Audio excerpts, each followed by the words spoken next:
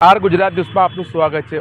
19 ઓગસ્ટે આણંદના બાકરોલ ગામમાં કોંગ્રેસના પૂર્વ કાઉન્સિલર ઇકબાલ મલિકની વહેલી સવારે હત્યા કરી દેવામાં આવી હતી અને આ ગંભીરતાને જોઈને અમદાવાદ પોલીસ એલર્ટ ઉપર હતી અને અમદાવાદ ઝોન 7 એલસીબી દ્વારા બે આરોપીઓ અયાન મલિક અને ફૈસલ મલિકની જુહાપુરા વિસ્તારમાંથી ગણતરીના કલાકોમાં ધરપકડ કરી હતી। આ બંને આરોપીને ઝોન 7ની પૂછપરછમાં એમ કહ્યું છે કે ઇકબાલ મલિક દ્વારા બંને આરોપીઓને 2 વર્ષ પહેલાં મારવામાં આવ્યો હતો। એ વાતની અદાવત રાખી આ બંને આરોપીઓ ઇકબાલ મલિક ઉપર હુમલો કરવામાં આવ્યો હતો અને હુમલા કરીને આરોપીઓ અમદાવાદ તરફ આવી ગયા હતા અને અમદાવાદના જુહાપુરા વિસ્તારમાં એક ખાનગી હોસ્પિટલમાં આ લોકો સારવાર કરાવી રહ્યા હતા। ત્યારે ઝોન 7ના અધિકારીઓને બાતમી મળતા આરોપીઓની ધરપકડ કરી અને આણંદ પોલીસને સોંપી વધુ તપાસ હાથ ધરી છે। રઈસ સૈયદ, અમદાવાદ।